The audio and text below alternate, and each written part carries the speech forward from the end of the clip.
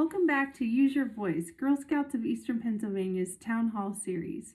I'm Kim Freitas-Dow, CEO of GSEP, and I'm happy to introduce today's topic, the power of me. We're going to be talking today about mental health awareness and self-care, and we're excited for you to join girls and women just like you who want to use their voices to transform the perception of mental health.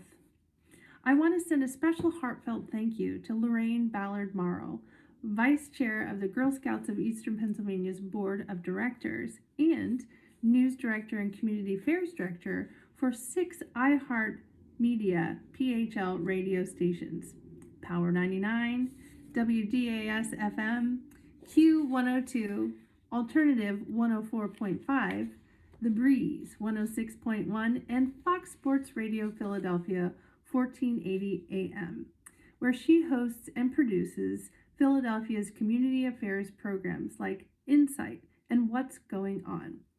Lorraine is our fabulous Use Your Voice Town Hall Series host, and we are grateful she chooses to serve Girl Scouting in this incredible way. Thank you. During the first hour, you will hear from a panel of local experts, including Andrea October, Kimberly Malater, and Deborah Irby, all specialists in social work and trauma services, and Gold Award Girl Scouts, Ariel Abbott and Sydney Brown, who will share their experiences and how they use their voice and art to practice self-care and impact positive change for others. During the closing hour, you will have an opportunity to participate in peer-led conversations about how you can use your voice to bring about real change in your own lives and communities. I applaud you for taking this courageous first step and being with us today. Your participation and sharing your experiences will help educate and benefit us and others in the effort to recognize the importance of mental health every day and how we can be a part of an inclusive community caring for ourselves and each other. Enjoy your time together.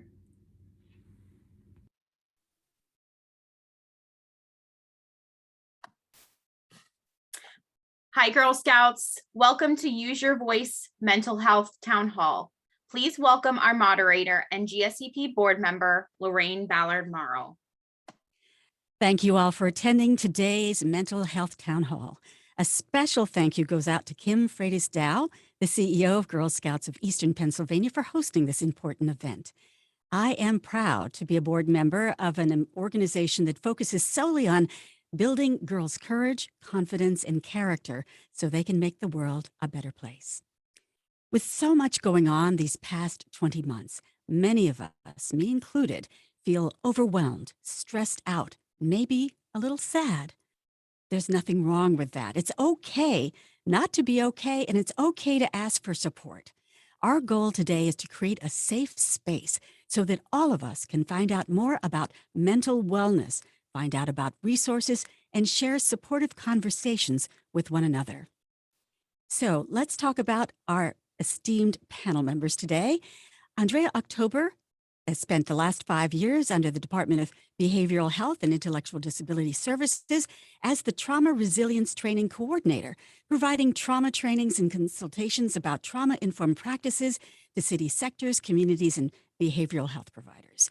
Her passion lies in addressing the impact of childhood trauma and providing tools to thrive after trauma. Kimberly Malater is the Executive Director of Clinical Services for Marrakey's Children and Family Division. In her role, Kim oversees the clinical quality of the division's behavioral health services located throughout Pennsylvania, Louisiana, Michigan, Texas, and New York.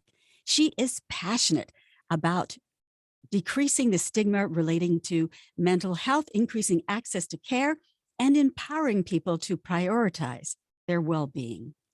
Deborah Irby, also known as Dede, is a youth specialist for the Philadelphia Alliance for Child Trauma Services in Philadelphia. PACS is a citywide initiative that strives to enhance our city's capacity to screen children for trauma and improve the pathways and access to trauma-specific situations. Evidence-based practices for youth. Dede also coordinates and runs the PACS Youth Advisory Board and she is passionate about raising awareness, breaking stigma, and empowering other youth leaders and sharing her lived experience. Ariel Abbott is a Gold Award Girl Scout, supporting mental health awareness through a comic which aims to address an issue in the topic of mental health wellness, specifically major depression and generalized anxiety disorder, and the current lack of self-help resources for teens struggling with those disorders.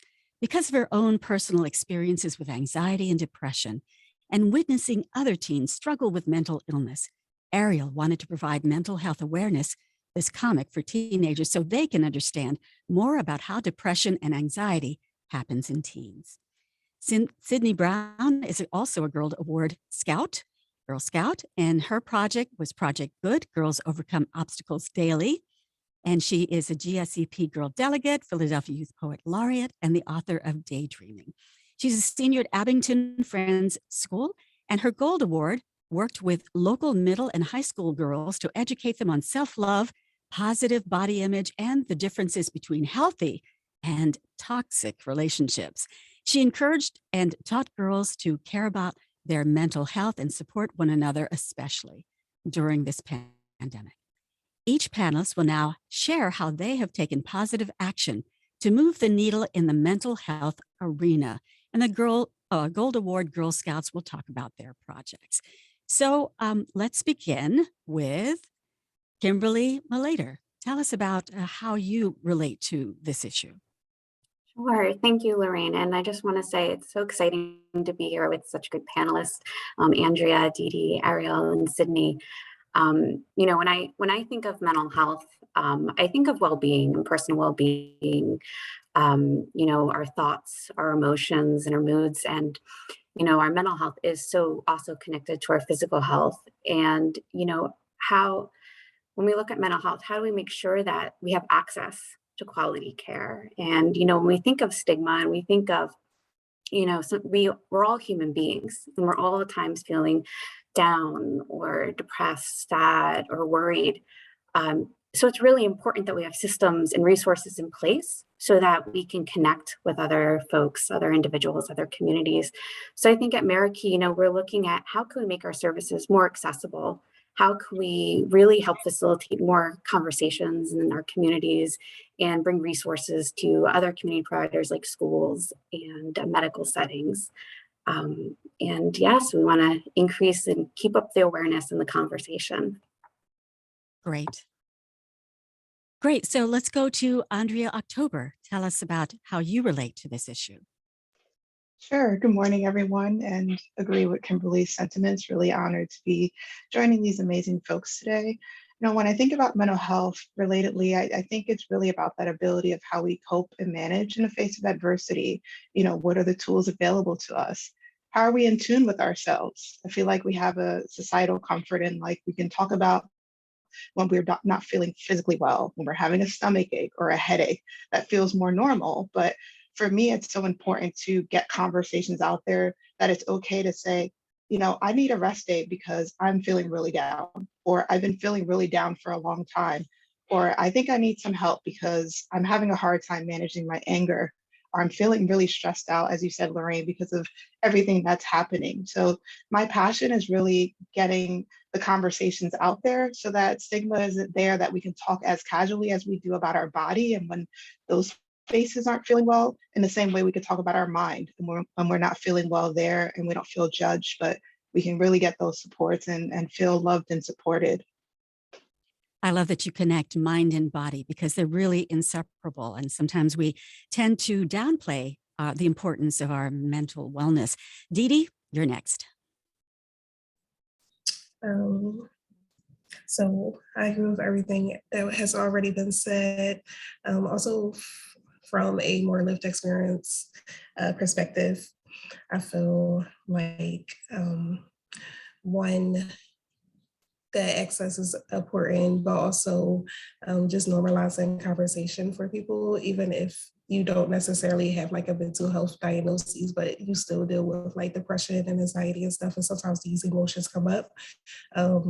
So just breaking the barrier of having a normalized conversation for like your mental health when you are feeling stressed, when you might not feel your best today and making it okay to not feel your best. Because every day we don't have to wake up happy necessarily. So just like honoring our feelings and really feeling our feelings and emotions. I love that. You know, if we have a stomach ache or if we have a sore throat or if we have a fever, we really don't hesitate necessarily to say, I need a sick day. But when we are feeling sad or very anxious, that's the last thing that we're allowing ourselves to do. So that's a great point. We'll go to Sydney. Sydney, how do you relate to this issue? Yeah, so I throughout high school and middle school, I definitely struggled with my mental health and connecting with others and dealing with different toxic relationships. And I always like kept it to myself where I used poetry as an outlet to express my feelings. And then once I got confident enough, I was able to share my experiences with other people. And that really helped me to connect with them and realize, wait, other people are going with the same things that I am. It's not that weird after all. Like we're all going through the same thing. So that's why I thought it was really important to create a space where other girls could talk about those issues so that they felt a little less alone. Wonderful. And Ariel, what about you? I've had a similar experience as well with my mental health. During middle school and high school, I struggled a lot, specifically with like depressed thoughts and anxiety. And just like, I didn't deal with toxic relationships per se, but I just struggle with my own personal self-esteem and dealing with that, like with like family stuff and other things going on. There's a lot of things that can cause negative thoughts or negative mental health. Mental health is just important as our physical health, and it's just basically our emotional and psychological health overall. And I think I created a comic called Phoebe's Mental Health Journey to help spread awareness of mental health and show others that you're not alone, that everyone else in the world who's struggling with mental health, you have the opportunity to find hope and support within your community and also the people you know and stuff. I love that. Well, we're going to start going into the question and answer part, but also reminding all of you participants out there that you can ask your own questions. You can just put it into the Q&A and we'll try to get to as many of those as we possibly can. So the first question is, what does mental health mean to you and how did you define it? And I think that's so important because we've had evolving definitions of mental health. And sometimes those definitions have really led to creating stigma around the issue of mental health, mental wellness. So I wonder if you can each tell us how you define mental health and what does it mean to you? Kimberly, let's start with you. Sure. So, I think of mental health and I'm thinking psychological well-being, our thoughts, our feelings, our moods, and so many of us have just discussed too, the relationship that we have with ourselves. And mental health, there's that mind-body connection. And, how do we learn to self-soothe and take care of ourselves and prioritize our own needs? And unless we're able to accept our feelings and our thoughts, it's going to be hard to do that. So really, how can we really help bring awareness to mental health and understanding that, this is part of our well-being and we deserve to feel well. I love that. Sydney, what about you? How do you define mental health? Yeah, so I define mental health as like my emotional well-being and how I feel about myself. I really try to, be grateful for my experiences and how far I've come and take note of my emotions so that I know not every day is supposed to be a good day, but like that's why you have those good days so you can appreciate them even more. And not every day is supposed to be perfect, but you can take a note of your feelings and do things that will make you happy in that moment to get through a rough day. Andrea, how do you define mental wellness? Sure. So relatedly, I think it is about the relationship between your thoughts, your feelings, your behaviors, but more importantly, the tools and strategies you're using to manage it so that you can be your best selves, but also knowing sometimes that you go through some hardship and you go through some challenges, but it's like so important to have those tools ahead of time so that you're able to manage, you're able to push through, especially now more than ever. So I would even use a metaphor like mental health is like taking care of a flower, using daily tools and strategies to keep yourself nourished, much like you would keep your body nourished. Good nutrition, your mind also needs good nutrition. So, figuring out things that make you feel good, that make you feel happy, but more importantly, sometimes that make you feel safe again. And Ariel, what about you?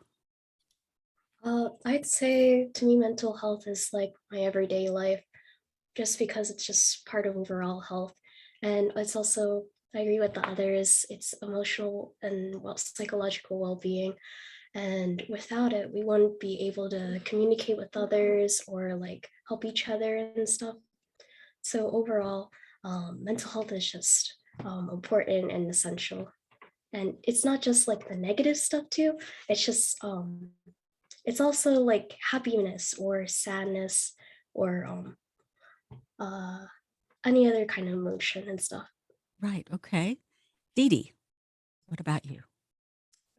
Mental health to me is about the resilience of your coping and empowering your own mind, because no one knows what goes on in your brain and in your mind except you. So being able to stand up for yourself and advocate for how like your emotions or how like your mind work, and how you can be resilient from everything that goes on in your head.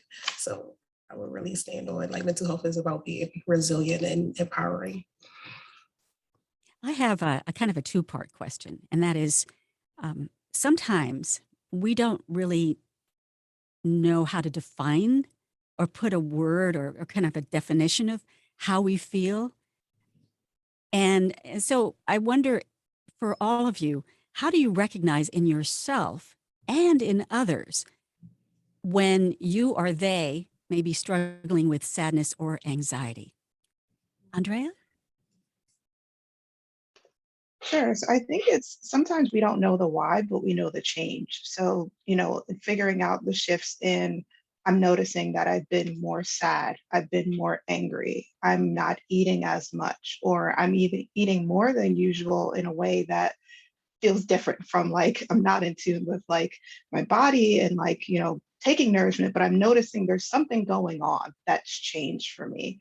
So like really trying your best to be in tune with that, and also knowing it's okay if you don't know the source, because that's the beauty of when you get connected to a trained professional. They can help you figure out those connections. Like, okay, what I hear you saying is you described this change and feeling more sad, but you also told me that recently your parents separated, or you started a new school, or you've been missing your friends because of being separated from them because of social distancing. So, you may not always know the source, but if you could at least figure out something's different, something's going on, that should be an alarm to, connect with someone, tell an adult, tell a counselor, and know that you're going to get that support you need. And what about other people, like people on the outside looking in, you noticing something might be different with that person, and you want to figure out, well, how do I really get involved with that? I mean, what would you say to someone who is noticing that their friend is not themselves and maybe could use some help? Well, let's go to Dede. Tell us how you feel about that. And also back to the, how do you recognize in yourself that you're struggling? So one, how do you recognize like in yourself? I would say that is what like Andrea was saying, like recognizing like what's not my normal today. Recognizing the feeling of like being unmotivated, and not just like for one day, but like multiple days at a time, or like maybe I just can't get up and I don't know why I can't get out of bed today. Or maybe my eating pattern is also like recognizing those things.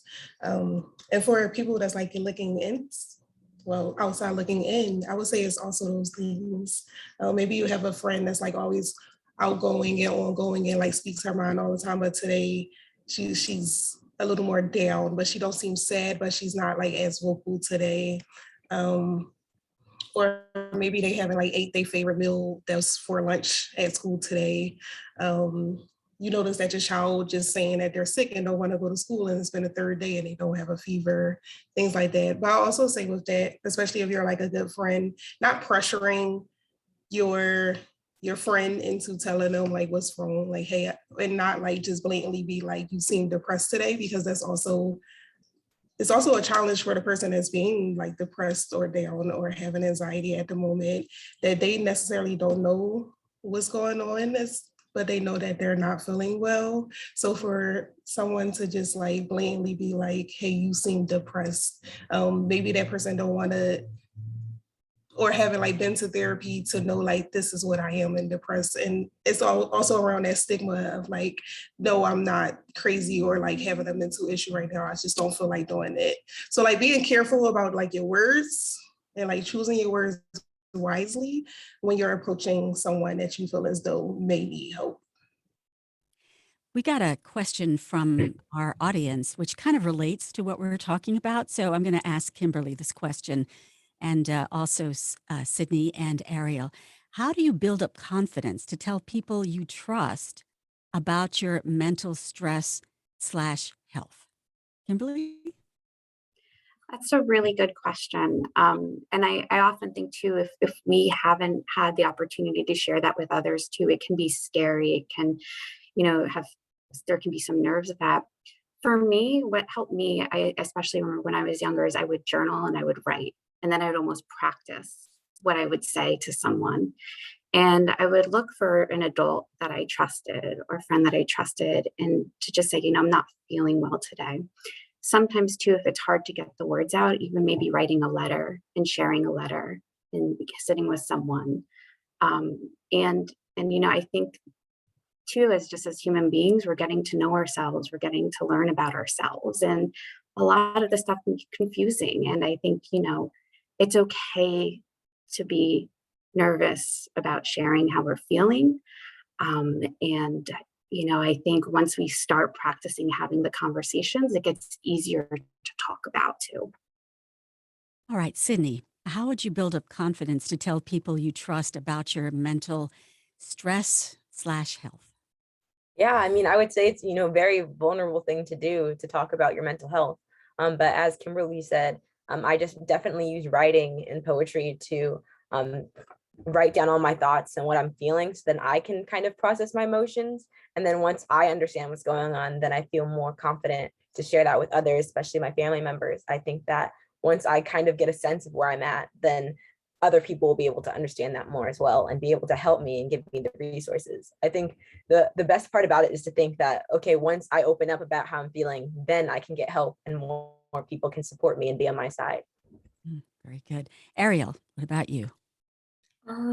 Usually when that happens, um, I try to get confidence by doing the things that I love too. So I don't journal as much, but I've tried to journal as like a coping mechanism too, and that helped me a lot build my confidence and see how I was doing at the moment. And then that helped me build my confidence to talk to my mom and dad about my mental health. And then for a long time, I didn't tell my friends about my mental health in high school, and they're like, "Hey, what's wrong?" and stuff. But as they got to know me, as I got to know them, as we got closer in our friendships, I had the confidence to share my feelings about them. Make sure when you talk about your mental health, it's secure. You're talking to someone that you trust, a friend or a family member.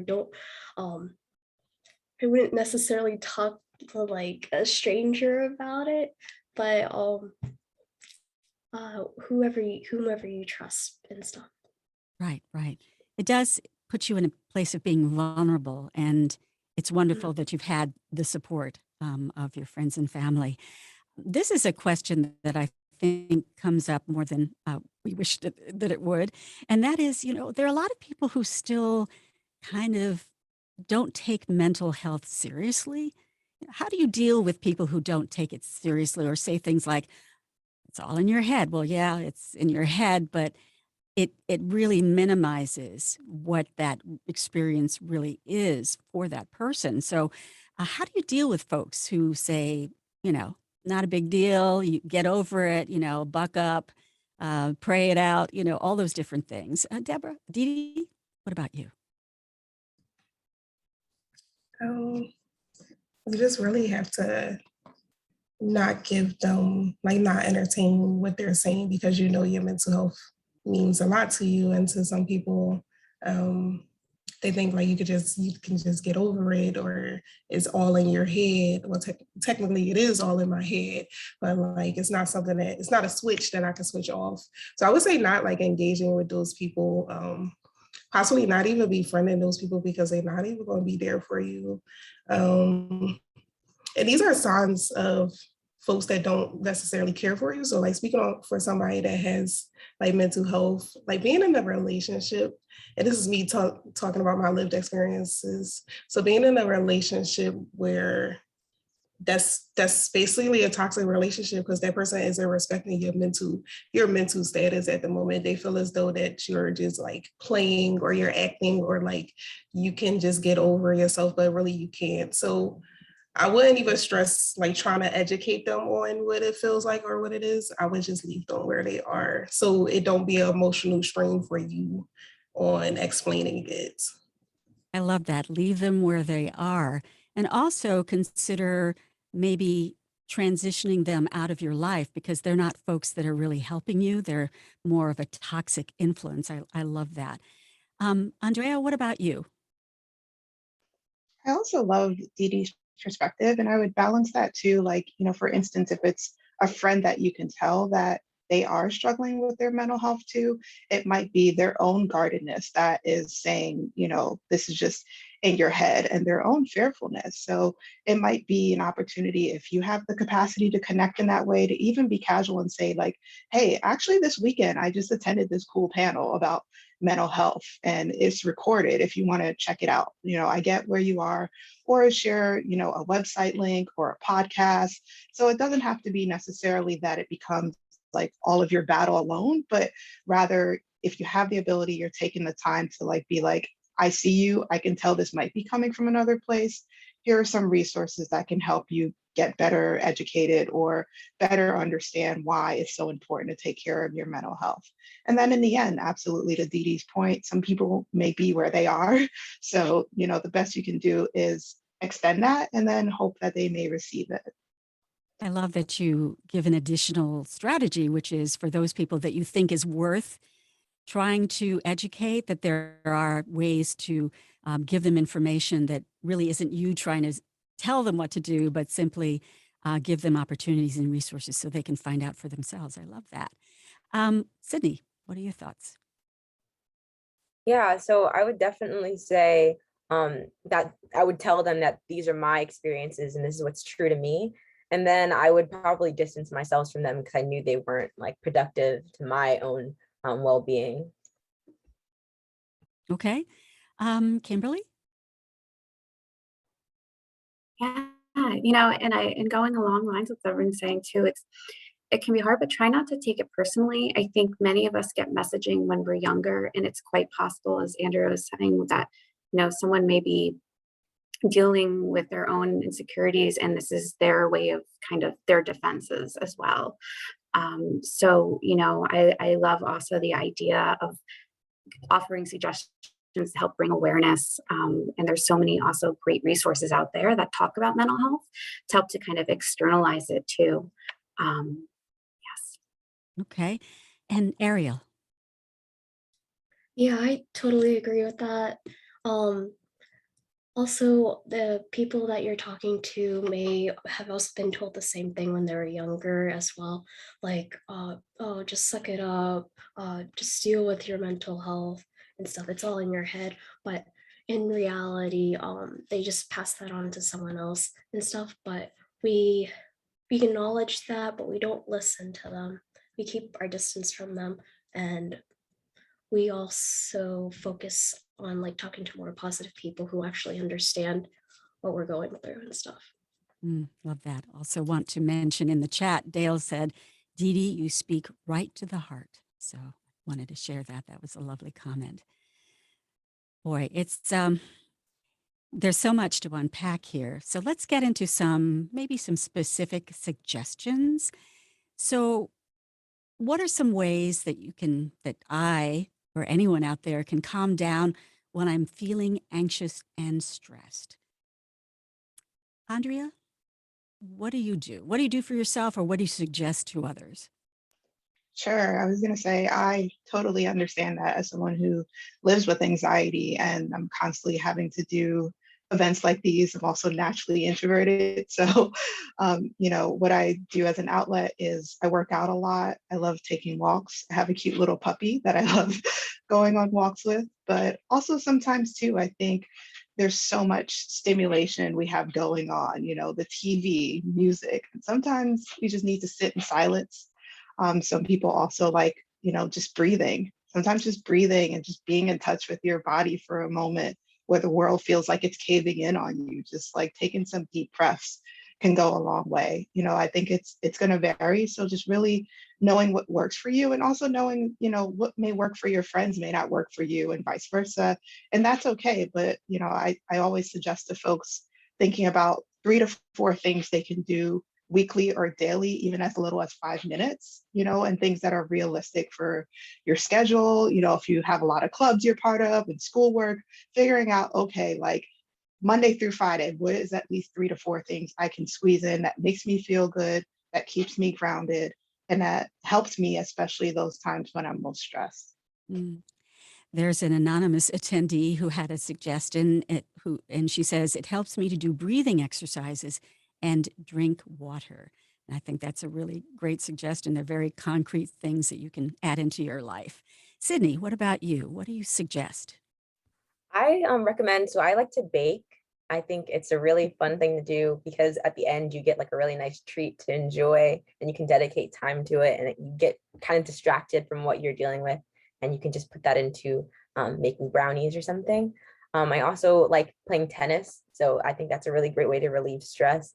And if you're playing with someone, then you can just enjoy yourself. And in the end, you kind of feel like you've moved your body, and you start to feel better, and you're like kind of have a more clear headspace.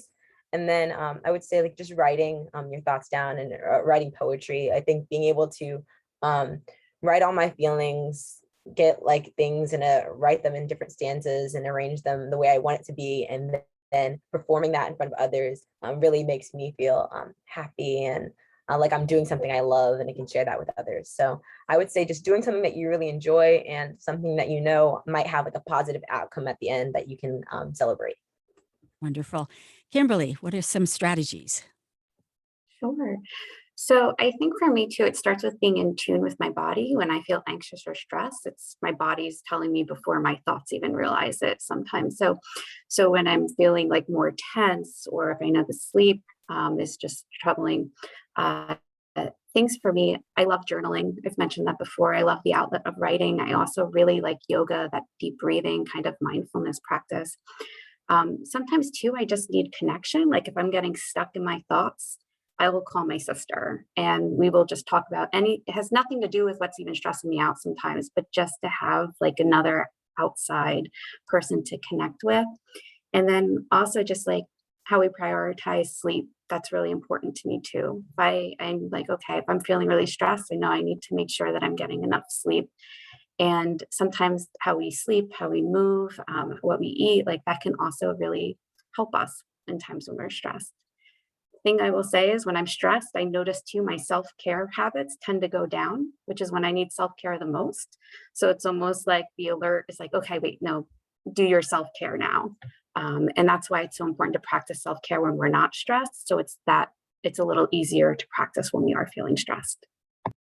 Natalie in the Q&A section says, what I do is to write or just play with my pet hamster.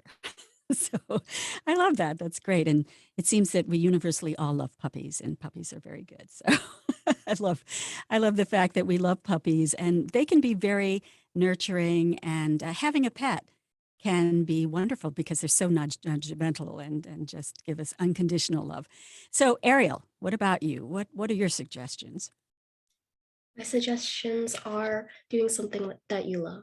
I personally love to do artistic things like I like to doodle and draw. I like to play the violin and guitar. And sometimes I also play video games, but when you do stuff like playing video games or for like a long period of time, make sure you like just in consideration of your mental health, like divide the time of how long you play a game because it can affect your mood. It can, depending on like what game that you're playing.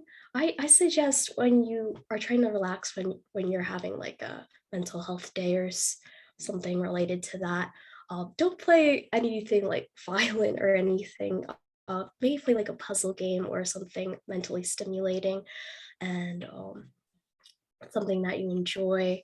And also, my other strategy is don't go on social media too much when Good you're one. depressed or anxious. That won't make your mental health worse and make you basically go on social media. You automatically compare yourself to others with other people you post, and you look at your own posts and you compare how many likes you get or whatever that may be, and it's compare yourself to others is not healthy for your own self-care and management. So I would suggest limit your time on social media and do something that you love, whether it be your favorite hobbies or also, I forgot to mention too, I do also like talking to my family and my sisters as well through the phone because they live far away and stuff. Yeah. So yeah. I think that comment and suggestion about social media is really on point because so often our moods can be influenced by what we see in social media, whether, like you said, Ariel, it causes us to compare ourselves to these very curated images that people present. You know, obviously they're mostly going to present their very best self with many filters. And so if you're assuming that that's reality, then, you know, that can have an impact. Not to mention the trolls that are out there sometimes that can be very upsetting. And I think that that's a wonderful suggestion. Dede, what about you? What are some suggestions and strategies? So I basically do everything everybody says, especially writing. I'm a big writer when it comes to my feelings and just making it into like an art form of poetry. Breathing definitely, but something else I do is like draw or like just simply coloring or like doodle, especially like Andrea mentioned, like coming into like panels or like speaking against loud crowds. Sometimes I don't necessarily like drift off, but I do kind of drift off and just start to like doodle in my book and just like draw, but I'm still present. It's just so my hands can do something. Also doing things like fidgeting with tingles or fidget spinners and stuff like that. Another one is like dancing and like awkwardly singing out loud just because nobody's watching. So that's how I'm going to make myself feel good. And Kimberly mentioned about how it's hard to like do mindfulness things like when you are feeling down at the moment. And that's so true. So sometimes instead of like reminding myself to like, hey, go do some yoga or something, I just let myself lay in bed and watch like my favorite Netflix show and eat my favorite snacks, like my comforting foods. So those are things that I tend to do. Yeah. For me, I like to exercise. I will run. If I'm feeling stressed out, nothing like a, 10-minute, 30-minute run that just kind of clears my head. So I think that can be a really great suggestion. Just a reminder that it is, we're here to answer your questions or your comments and acknowledge them. So please feel free to put something in the chat or in the question and answer. Now we have another one, actually another question from Natalie. How can I tell if I'm really sad? How I can tell. This is actually a comment. How I can tell if I'm really sad. I look back when I was writing to see or compare to see how I feel. And I think that truly is a very good suggestion because we sometimes don't remember how we are. We don't have like the sense of history of, we might think that, yeah, like a year ago, I felt great. But then you look back and you say, oh my gosh, I went through something. And it's, I think, good to acknowledge that. I wonder if anyone else has some thoughts on that. Sydney, I know you're very much into writing, and I wonder if you can comment on really the effectiveness of doing something like that, and why journaling or writing can help. Yeah, definitely. So I usually write about anything, so like how I'm feeling or something that I just noticed. And I think comparing about like how you were feeling maybe last week when you wrote this and then like now is really effective. And I think being able to share that with others so they can know like, oh, you were feeling like this low at that point period of time, like why were you feeling this way, really helps. And I know that I have a mood meter app so that I can like go on, then I can like see what emotion I'm actually feeling. So I'm not just like, I'm sad, I'm actually like, oh, I'm feeling kind of lonely today. And then I'll write out like why I'm feeling lonely. And then it will like redirect me to something like, oh, okay, maybe take 10 minutes to meditate. Maybe do something you love. Maybe you watch a show that you like, a funny show, not like something that scares you. And getting those directions really helps me to like guide what I'm thinking. Right.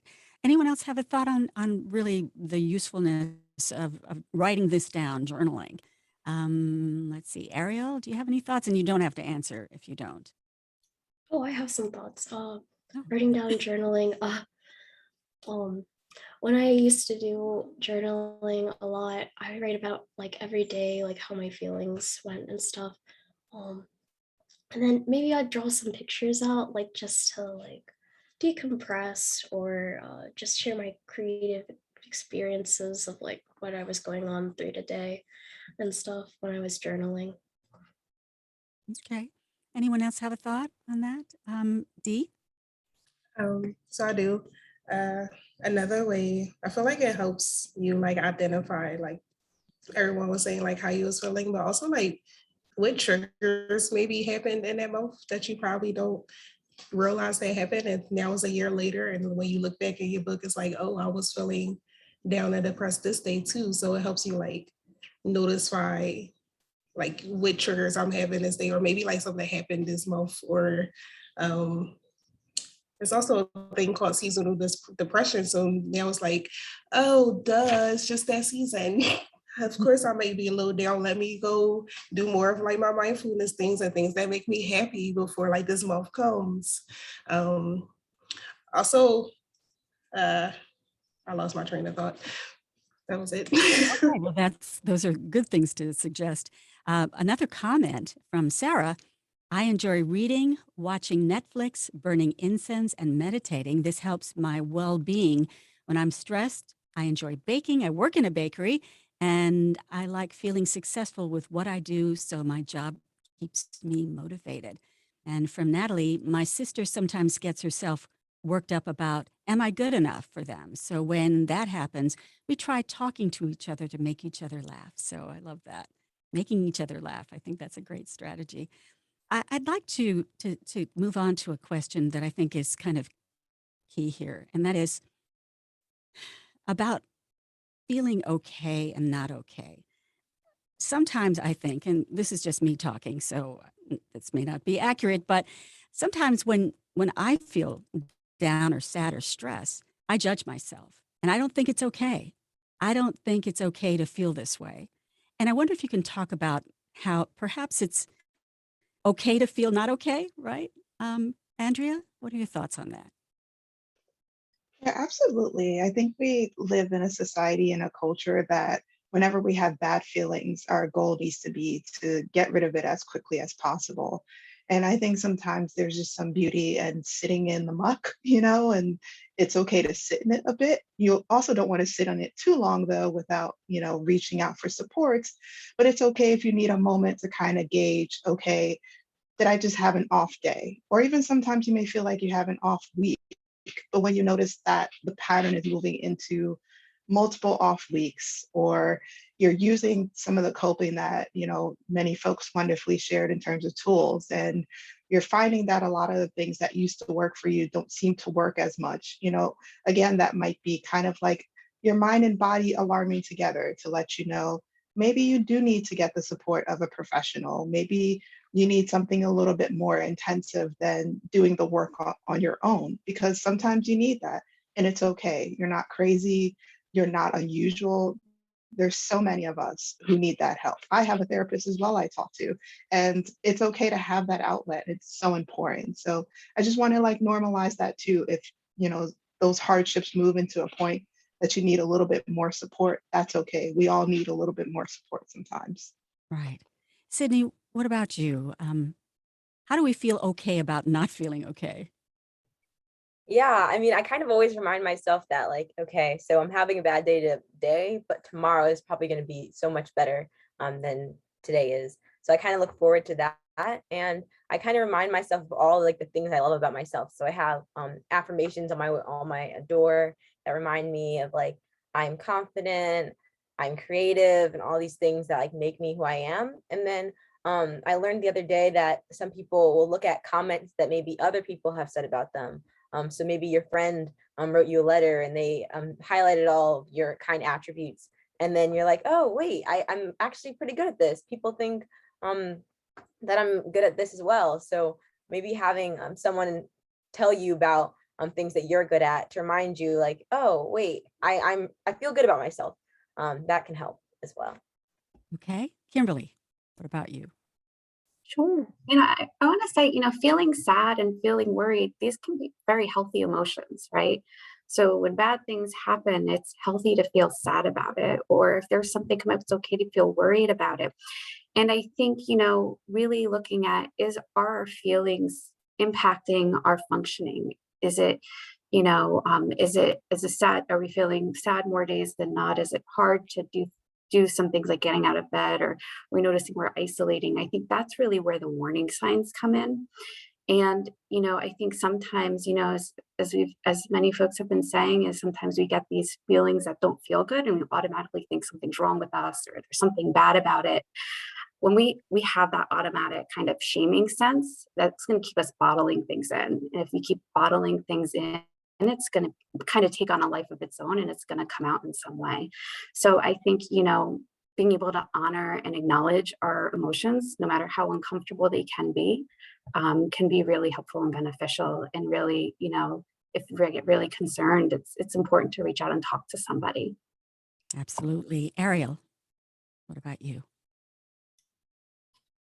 I totally agree. Reaching out to someone because not every day you're gonna have a good day. Not everybody has a perfect day every day. As much as we think we should, we don't. There's ups and downs, and also it's beneficial to be optimistic about the next day. And hey, if today's not a good day, I didn't like what happened today, maybe tomorrow will be a good day. And think about like other events that you're looking forward to in the future. Like there's Thanksgiving coming up and there's the holiday season and stuff. You all are so wise. It just moves me so much. Dede, what about you? So one way that I help myself it's like, so a lot of times I like to like change the language for people. So, cause it's always like what you're feeding yourself, you can start to feel that. So one way I do that is like, if I feel myself wake up like low and then like, I notice like the next day I'm low again, I just tell myself that I'm having a moment, because a moment always passes. It doesn't like necessarily stay. So that way it helps me know that like this moment is going to pass, but I'm going to sit with my moment. It also helps me tell other people like, hey, what's wrong? It's just like, I'm just having a moment right now. Some other ways is just reminding myself of like my accomplishments, especially if I'm like doing a lot of negative self-talk towards myself. Some other things, I have like little things like affirmations also, but also like a happiness jar. So now, like if I can't think about what makes me happy today because I'm in that moment and that mindset, I can just pick something out of the jar and like do it. Also having these things called like love chests. It's just a bunch of like things that people have said about me in a jar. So I just look at those like, you're a very caring person, where you're loving and you accomplish so much. And like that helps me like boost my self-esteem, to kind of like dig my way out of the moment. And also realizing if these moments are lasting a little too long and I just don't understand why, or I can't figure out why, like being okay that maybe it's time for me to go back to therapy. So yeah. Yeah, all of those are great ideas. And I think something that I just picked up that you said that think is critical, and that is how we frame things. Words matter. If we say, oh, I feel so depressed, but instead say, I'm having a moment, that takes the power away from what that is, how you define how you're feeling. So I love that. That's such a great suggestion. I do want to very quickly mention some comments from Anonymous in terms of strategies. I like to read, it helps a lot. Kim Freitas Dow says, so many baked goods. You've inspired me making something yummy this afternoon. So baking has been inspiring. Joanne says, I like to break the monotony, try a new recipe, and go to a new restaurant. And Natalie says, sometimes when I'm down, I can tell because I judge myself like he like my clothes, or I'm something not eating and I'm getting headaches because of that. So it's self-judgment can really be a negative thing. And let's see. Usually when it's close to Christmas, I'm always so positive because I get together with my family and friends. So all of those things are good. Connecting with family. Baking, apparently, very big. And I'll have to try that sometimes. I'm not a very good baker. Things tend to burn, but I'm going to give that a try. Listen, we have so many, you guys are such a tremendous resource, and I have so many more questions, and I'm, sad that we're running out of time, but I do want to get each of you to tell us how best to connect with you or the resources that you have to offer. So Andrea, I'm going to start with you. Sure. So I'm with the city's Department of Behavioral Health, like Dede. A great website I want to put out there is healthymindsphilly.org. If you go to that page, you'll see a range of resources in terms of mental health tools. There's even a cool wellness corner about some of the strategies we talked about that gives tips about meditation. Or, if you find that after this conversation, you realize you want to talk to an adult and get more help, you can also see some numbers and connects that you can use through that. So I hope y'all will find that helpful. And again, just want to stress that, especially during this time, please reach out, please, tap into these supports and the tools that we're going to offer. I think you make a very good point. Sometimes the holidays can be some of the toughest times because there's so many dynamics going on, family stuff, expectations of what these holidays are supposed to look like. So definitely a good time to reach out if you do need help. Sydney, what about you? How do we find out more about your work or the works that you're working on? Yeah, so you can follow me on Instagram at Sid Talks. So that's CYD Talks. And if you want to be a part of Project Good, which is Girls Overcome Obstacles Daily, you can email me at sidtalks@gmail. And we usually meet weekly from 6 to 7 p.m. on Wednesdays. So you can just join on one of our meetings. Wonderful. Kimberly. Yes.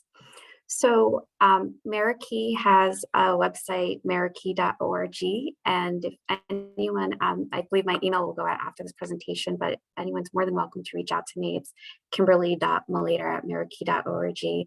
And also I would encourage, if folks haven't checked out NAMI's website, NAMI.org, has a wealth of resources, information, and also local supports as well. So I just want to make a plug for that resource. Great. Ariel. You can, I'm also on Instagram it's called @pmhj.comic, and it's pmhj.comic. And I also have a website where you can find like the resources for mental health, and also my mental health comic if you want to learn more about mental health awareness and such. I think there will be a follow-up email on like contact information and such, and it will be a link to my website and stuff. So I just released a flip book for everybody to see, and I also have the physical copy if anybody has any questions about it and stuff. Awesome. That's wonderful. Okay, Dede. So I believe my email will be out after this, also with some resources that I gave folks just on anxiety for like back to school and like dealing with the pandemic. Also a listen to me document, which is guidelines for clinicians, but it's also empower youth to use it also for like if you are dealing with somebody that's working with you to give it to them. And these, it's just like tips from youth on how to like work with youth better. So those should be going out, but also to keep up with like my day-to-day work, you can follow the Youth Advisory Board that I run on Instagram, and we post like tons of like resources. We do a Let's Talk About It interview series where we interview local Philadelphia like mental health leaders just in like the work they do. So youth can find out more about like things like trauma or like dance therapy and like things that people may not know that's happening in the mental health world. So that's at yab.pacts, PACTS. So yeah. That's great. And I think I saw in the chat that all this information will be sent to everyone. So you'll be able to, in fact, if you didn't get a chance to copy the links and all that, you will get that information.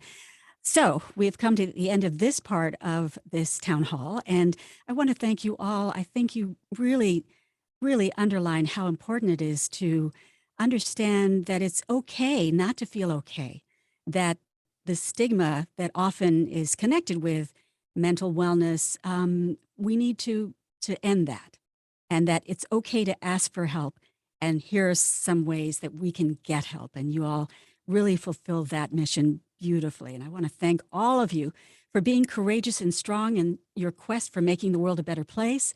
We all appreciate all that you've shared with your stories and your resources.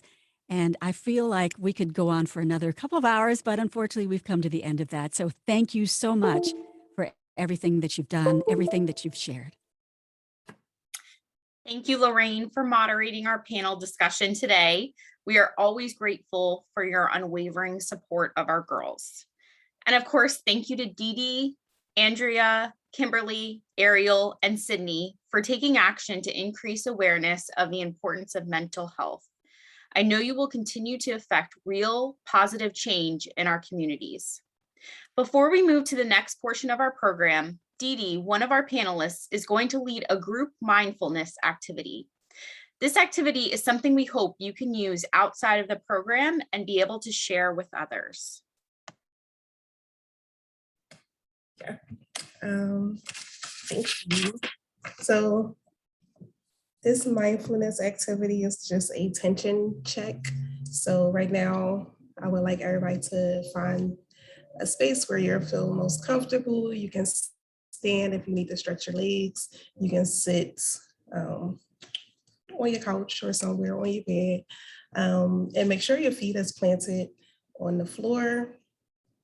I'm just going to give you a few moments, and then when you're ready, you can close your eyes.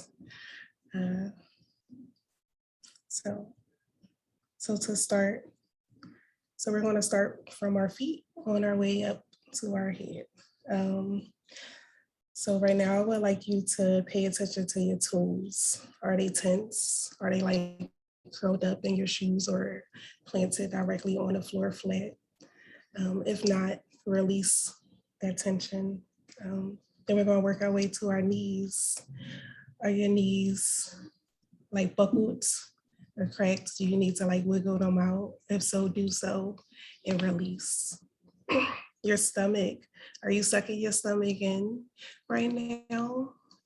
If so, release it. Your back, is your back tense? Maybe you need to wiggle out your back and stretch it out a little bit. If so, do so. And when you do, release it. Your fingers, Is your fingers balled up right now? If so, release it and place them onto your thighs. If you're standing up, maybe shake them out and place them to your side.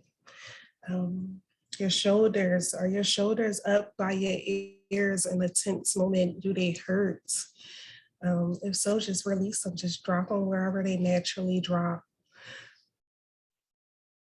Is your jaw clenched at the moment? And this is a big one for me. Sometimes I don't realize that I'm clenching my jaw.